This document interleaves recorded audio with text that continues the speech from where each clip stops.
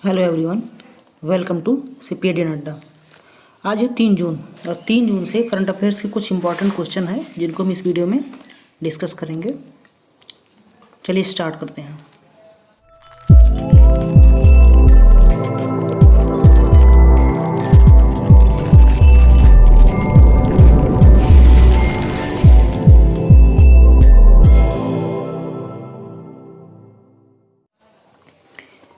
पहला है, प्रधानमंत्री नरेंद्र मोदी जी ने एमएसएमई को सशक्त बनाने के लिए कौन सा प्लेटफॉर्म लॉन्च किया। प्रधानमंत्री नरेंद्र मोदी ने एमएसएमई को सशक्त बनाने के लिए कौन सा प्लेटफॉर्म लॉन्च किया। तो एमएसएमई को सशक्त बनाने के लिए पीएम नरेंद्र मोदी जी ने चैंपियंस प्लेटफॉर्म को लॉन्च किया। चैंपियंस प्लेटफॉर्म क्या होता है? चैंपियंस का फुल फॉर्म होता है creation and harmonious application of modern process for increasing the output and national strength. Creation and harmonious application of modern process for increasing the output and national strength.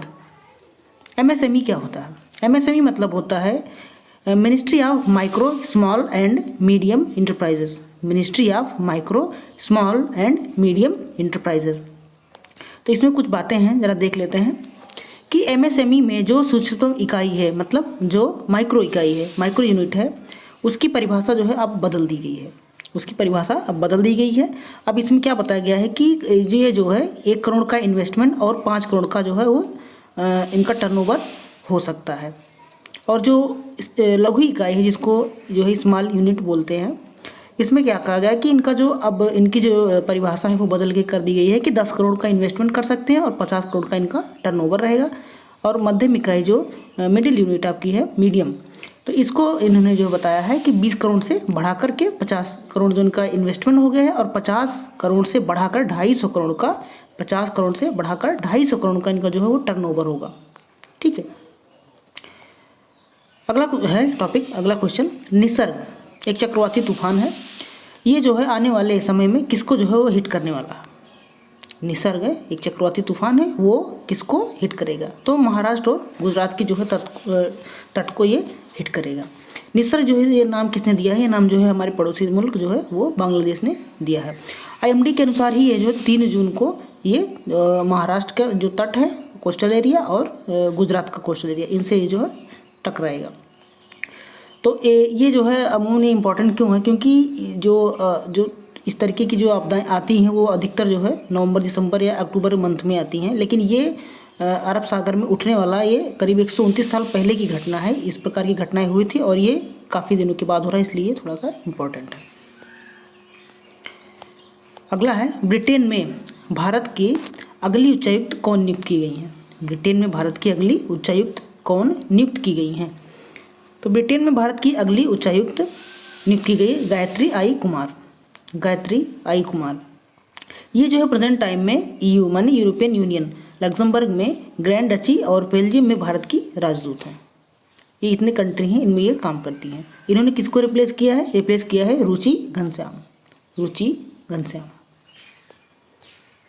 अगला है, DRDO ने ultra स्वच्छ नामक कीटाणु शोधन इकाई विकसित किया है। डीआरडीओ ने अल्ट्रा स्वच्छ नामक कीटाणु शोधन इकाई विकसित किया। ये अल्ट्रा स्वच्छ ये क्या करता है? इसका मेन एम क्या है?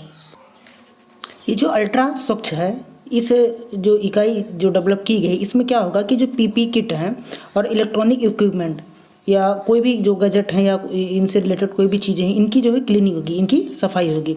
तो किया क्या है बेसिकली, डीआरडीओ ने अपनी दिल्ली स्थित जो है एक संस्था है इनकी, institute of nuclear medicine and allied sciences, institute of nuclear medicine and allied sciences, इसके साथ और gel craft health care private limited, इन दोनों ने मिलकर जो है इस इकाई का जो है विकास किया है। तो बनाया है डीआरडीओ ने। तो डीआरडीओ देख लेते हैं। डीआरडीओ 1958 में जो इसकी स्थापना हुई और इसका जो है मेन मोटो है, इसका उद्देश्य क्या है? बलस्य मूलम विज्ञानम, बलस्य मूलम विज्ञानम। आगे है, WHO ने कोविड-19 टेक्नोलॉजी एक्सेस पूल, कोविड-19 टेक्नोलॉजी एक्सेस पूल यानी कि CTAP लॉन्च किया। तो WHO ने महामारी से लड़ने के लिए जो है एक दवाएं जो है वो दवा बनाएगा, कोविड-19 टेक्नोलॉजी एक्सेस पूल मतलब कि CTAP।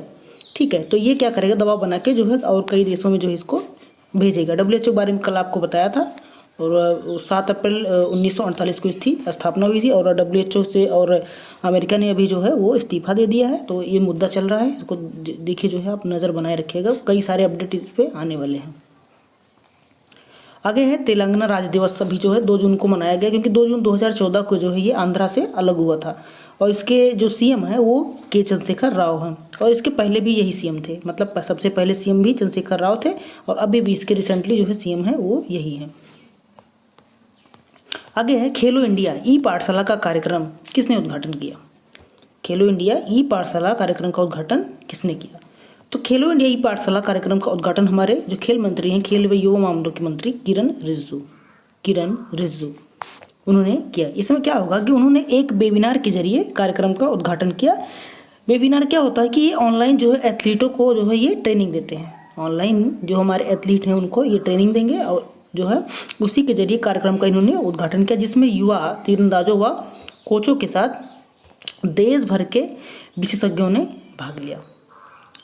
ठीक है, खेलो इंडिया ई पाठशाला कार्यक्रम की शुरुआत जो है वो किसने करी, SAI मतलब स्पोर्ट अथॉरिटी ऑफ इंडिया द्वारा राष्ट्रीय खेल संघों मतलब NSF नेशनल स्पोर्ट फेडरेशन से की गई।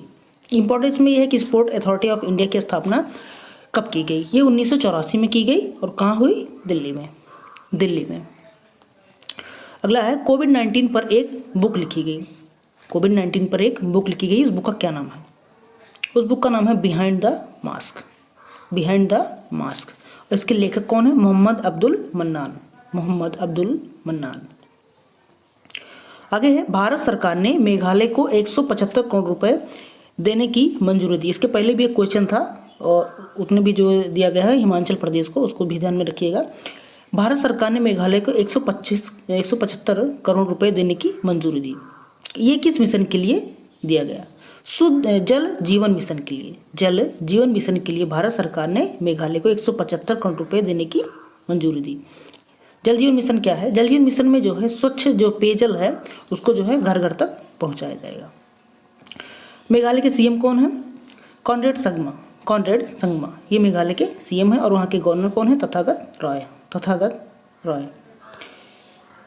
बॉबी जो मोरो, इनका पूरा नाम है, बॉबी मोरो के नाम से फेमस है, लेकिन पूरा नाम है बॉबी जो मोरो जो है इनका निधन हुआ। ये कौन थे, ये एक जो है प्रतिष्ठित जो है धावक। ये इंपॉर्टेंट क्यों है, क्योंकि 1956 के जो है मेल ओलंपिक में इन्होंने 3 गोल्ड जीते थे। 1956 में जो ओलंपिक हुआ था इन्होंने कितने 3 गोल्ड जीते थे। AESI का नया अध्यक्ष किसको बनाया गया है। AESI मतलब एरोनॉटिकल सोसाइटी ऑफ इंडिया, इसके जो है अध्यक्ष कौन बने हैं, संजीव घुरेटिया। पंजाब सरकार ने शराब पर 2 से 5% अतिरिक्त शुल्क लगाया है। ये किसके लिए लगाया है, क्योंकि जो कोविड-19 के जो पेशेंट हैं उनको कुछ रिलीफ देने के लिए।